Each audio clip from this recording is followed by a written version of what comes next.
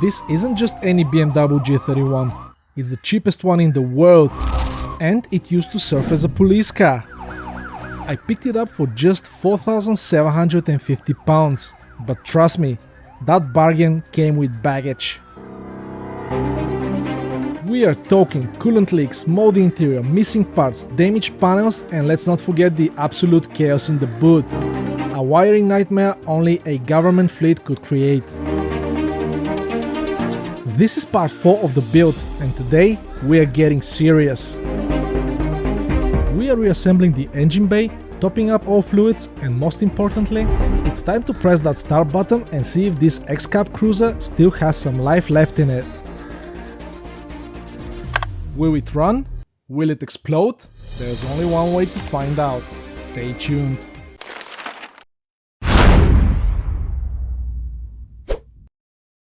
In the last episode, we tackled the guts of the engine bay. Today, we are sealing the deal. Everything goes back to where it belongs. Hopefully. Hopefully I still remember what goes where.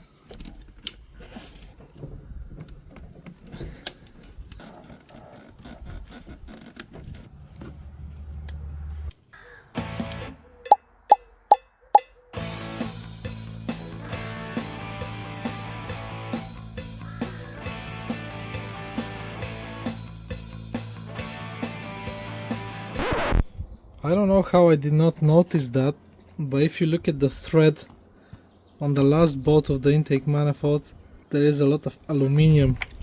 But I did try to thread this bolt in, and looks like the thread is way deeper than what this bolt goes to. So hopefully I'll be able just to put different bolt and be able to tighten it to the torque spec. If you look here, I'll be able to thread this bolt in, and I'm pulling on it. It doesn't seem like the thread is completely gone, so if I'm able to get to the torque spec, I'm golden. To remove the bolts from the intake manifold, you need to pull on it really hard and it comes off. You can notice that they have this stopper here, so I guess that prevents you from over tightening the head and you won't break the plastic on the intake manifold.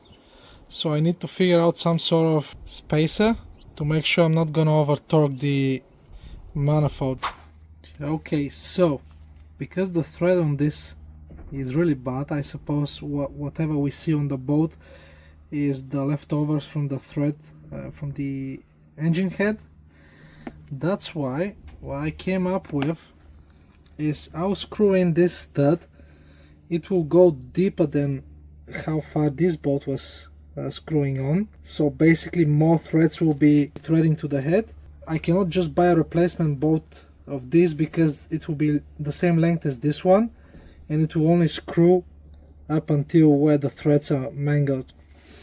There are other ways I can do helicoil and stuff like that, but I think this will be really easy. So what I'll use, this bolt comes from N43 engine intake manifold, but you can see it's a bit shorter, but luckily this bit here is removable.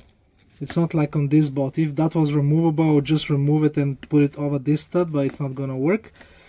So that's why I'll remove this and use the right amount of washers to get it very close to the spacing of the original bolt, so I won't over tighten the manifold and break it. I will show you what I mean in a little bit. To remove this from the bolt, what I need is a socket. So the head of the bolt will go through like this, and I'll just hit it with the hammer. One more time.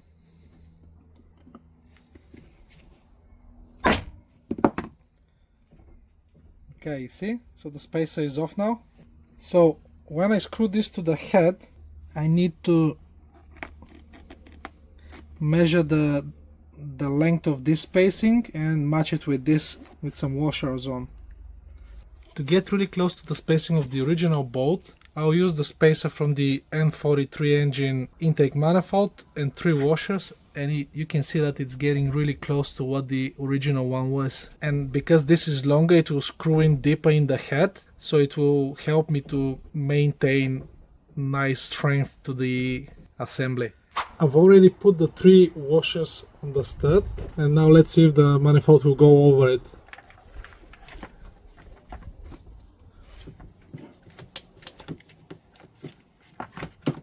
You can see that the intake manifold cleared over the stud, and now I can just put the spacer from the N43 on top and put a nut on.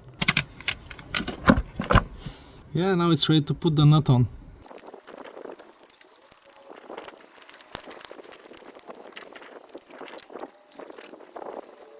I'm gonna try to screw in the nut with this magnet. Hopefully I won't drop it behind the engine.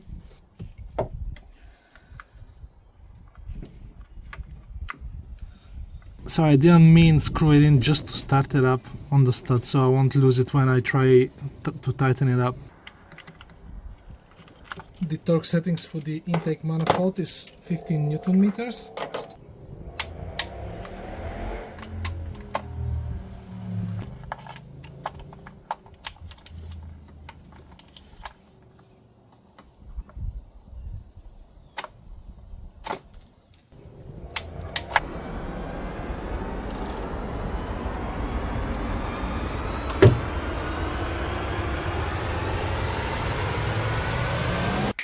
Okay, so it could be that someone before me over tightened this, but now we have not 1 but 2 studs because the thread got bad on the other one as well.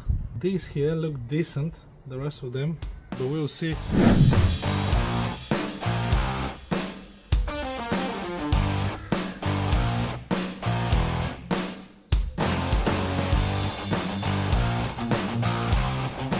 Okay, so the intake manifold is in now. Now let's put everything back together.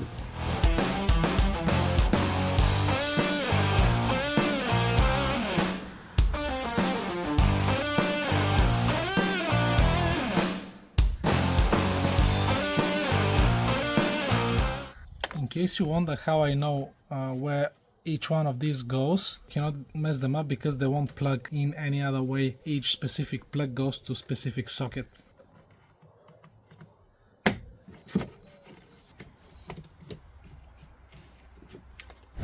To be honest, judging how bad the other pipes were, since I already have this one, I'll replace it before I put the new coolant in, because I don't want it cracking on me after I've put fresh coolant in the car and losing it all. This pipe lives down there.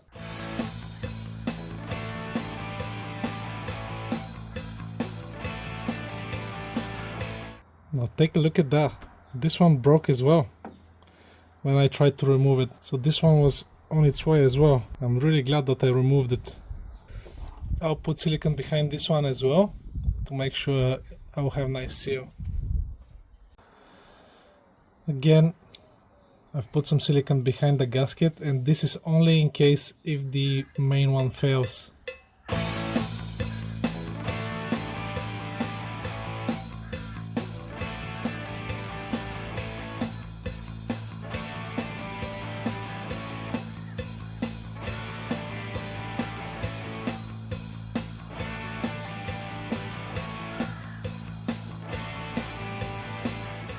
Okay, it looks like I've connected everything. Now I'll put cheap oil in because I want to get the engine to operating temperature and flush it. And I'll mix original BMW coolant and fill up the tank, and then there is a procedure which you can do to burp the system, to vent out the air from it.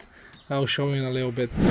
I'll use this engine oil to flush the engine after it gets to operating temperature. It only cost me like 20 pounds or something. And after that I'll replace it with nice good quality oil, and I'll put original oil filter in.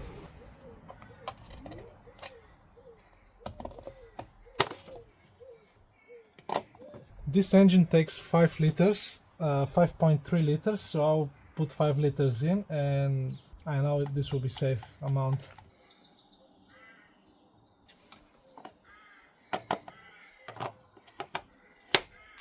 In here I have about 1.5 liter of distilled water, and this is 1.5 liter of BMW long life coolant HT12, which is the right spec for this engine.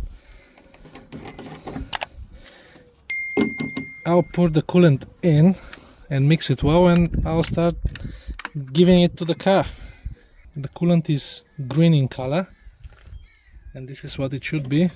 The ratio to mix it, it's 50-50.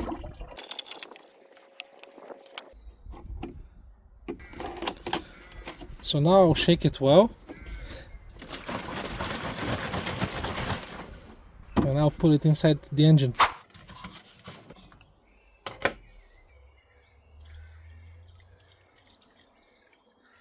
You can hear it burbling.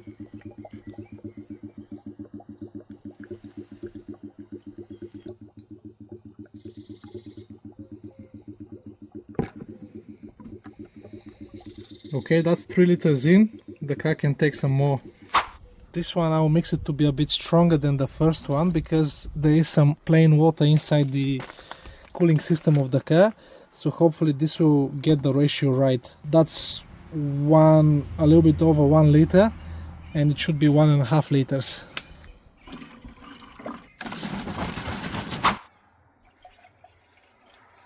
Okay, so the car didn't take much this time. I can no longer hear it burbling, so now what I'll do, I'll activate the coolant pump and we should see some bubbles coming out from this side. Right, I'm in the boot now, and according to the fuse diagram, there are 3 fuses related to fuel. 107 is this fuse here. This fuse box should be somewhere either in the footwell or in the engine bay. And there are 2 other, 244. 244 is this one here. And if you look at this fuse box, this is only 5 amp fuse. That's not the fuel pump. Definitely 5 amps is way too small. And the other one was 271. 271 is this fuse here. So that's the 4th counting right to left. And this is that. I'm quite sure that this is the fuel pump fuse. So let me remove it. I'll connect the battery and we'll see if I'll hear the fuel pump. Oh my god. Again, this mess, man. I need to take care of this quite soon.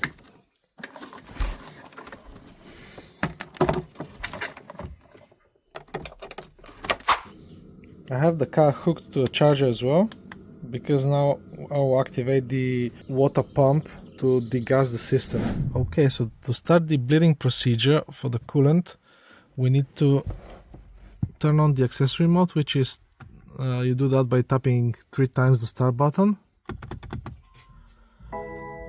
Yeah, then you need to turn on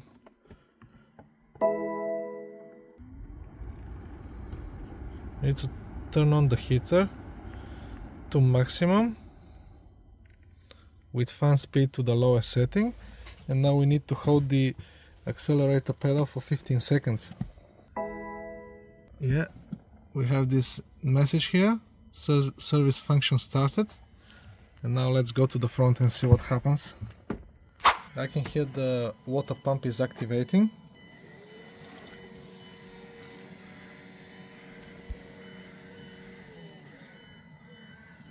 It's turning on, shutting off.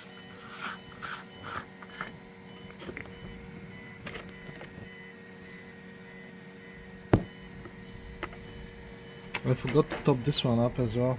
This is the tank for the intake manifold. So let's do this now. Okay, so it's above minimum. Some bubbling action is happening here, but nothing here yet. The only action I see is inside this tank. I don't know why I see nothing in here. All I can do is wait for the procedure to finish, and then I'll crank the car a few times to build oil pressure, and then I'll start it and we'll check if it will start sucking coolant from here. I heard a ding, and now I can see here it says service function finished. I was topping up the coolant, it didn't take much. I'll crank the car now with the fuse for the fuel pump off to build oil pressure, and then we'll see if the car will start. in Insta Plus, after I connect it to the car, I can see that we have error about the fuel pump control electronics. I think this is because I removed the fuse. So now I'll go to the DME, call up ECU functions. Okay, so in diagnosis scan, diagnose request, I can monitor the coolant temperature, oil temperature, motor oil pressure. So now I'll click read state. This shows we have oil pressure. I don't know how is that possible. Coolant is at 12 degrees. Oil temperature is not showing up. Okay, I'll crank the car and we'll see what will happen.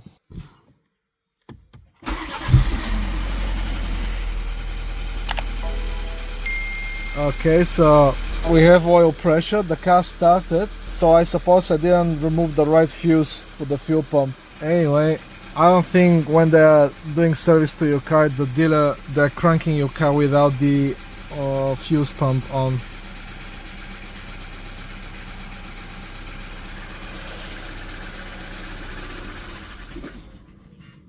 Oh, actually the car just shut off now. So I suppose this was the fuel pump, but there was still some fuel pressure in the rail. That's why the car started. So I'll replace back this fuse and I'll start the car again. Okay, so I've put the fuse back in and now I'll start the car again.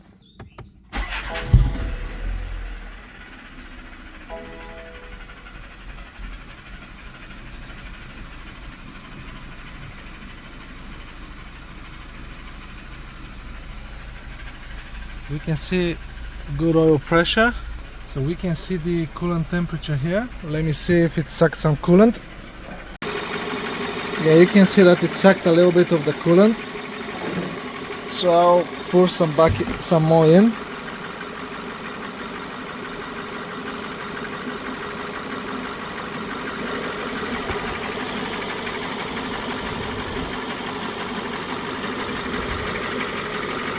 Right up to the maximum bar.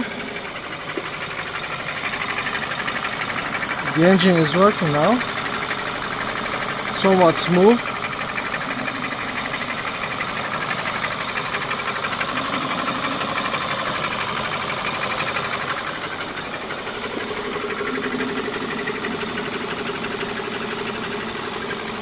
I'll check underneath for any leaks.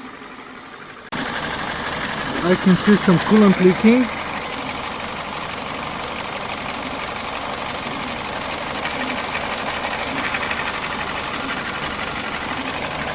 So let's see where it's coming from.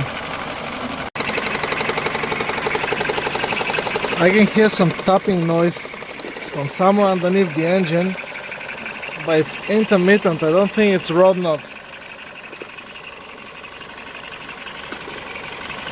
But I don't see any coolant underneath the car dripping anymore. Hopefully this was some of the coolant I spilled, and when the engine starts shaking, the coolant started finding its way down. And it could be some water as well because of when I washed the engine. I don't see it dripping anymore. But I can constantly hear some tapping noises. Can you hear this now?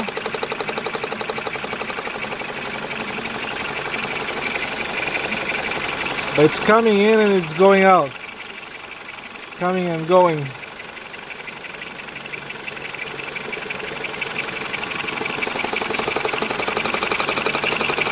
Yeah, that's what I'm talking about. The car is nearly at operating temperature, so I'll wait until the car reaches maximum temperature and I'll shut it off. There are some really weird sounds coming out from this engine, man.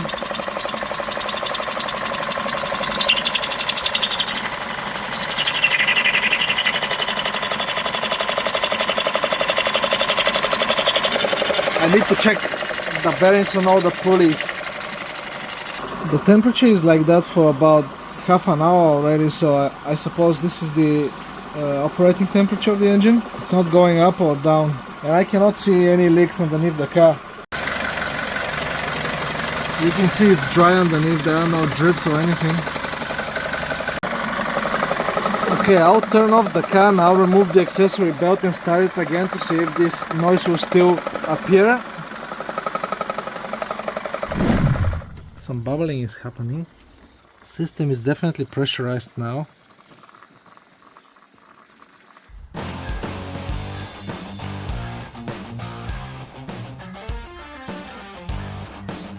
The belt seems to be alright. Now let's listen.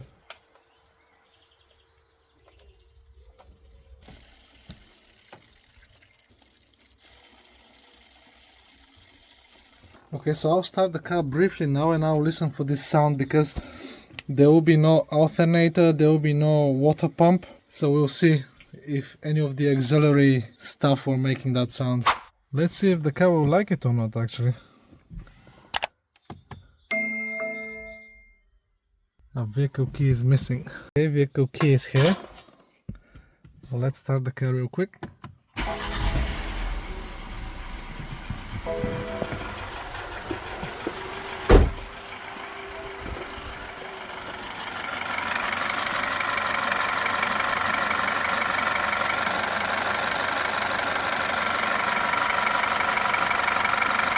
So now the car is running off the battery and it's way quieter than what it was before.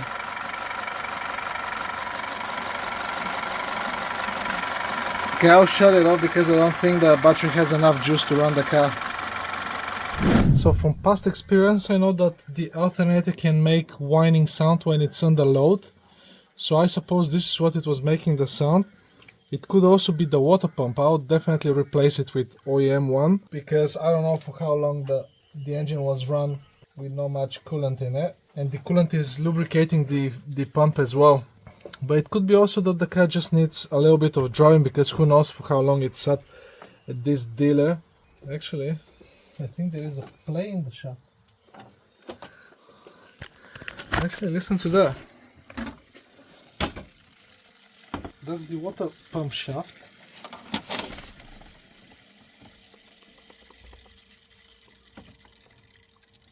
You may not be able to see it, but you can hear it when I go forward and backward. Yeah, there is slight play in the water pump. Okay, so I can still hear the electric water pump still going. And the car is off for quite some time now, and I can see that the coolant level haven't moved a millimeter. So I started touching the hoses and I noticed that this big hose here is completely empty and cold. So this means that the second circle for the water line hasn't opened. So I suppose that the thermostat didn't have enough time to open up. So I'll start the car up and run it for more time this time, and hopefully the thermostat will open. If not, I may have to take it for a test drive. I've put the belt back in and I'll start the car now. Okay, so the car has been idling for a while. It's definitely more quiet now, but I'll take it for test drive because I can still see that this hose here is empty and the thermostat still haven't opened to fill it up.